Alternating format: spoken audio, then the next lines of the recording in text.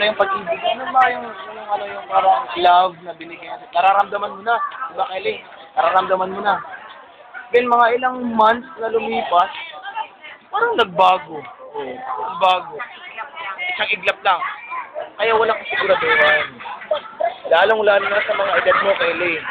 Napagdaanan ko din yan, Kelly. Sa edad ng ganyan. Bago ako sumapit ng 21, dumaan mo na ako sa 19. Ang edad na katulad mo, huwag ka naman sanang magalit sa akin. Mabago-bago ng isip. Huwag kang padalos-dalos. Relax. Hindi nagmamadali ang pag-aasawa. Hindi ko naman sinasabing gusto ko na mag-asawa ka. Kasi pag masyado ka mabilis, baka dyan tayo dadating. O, ipagpalagi ko nilang kasin mo. Oo, Erwin, kasi namin yan.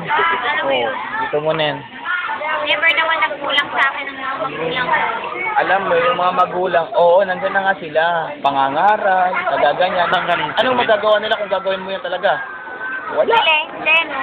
Oh, hindi. Pinipili ka ng magulang ko. Ganito yan.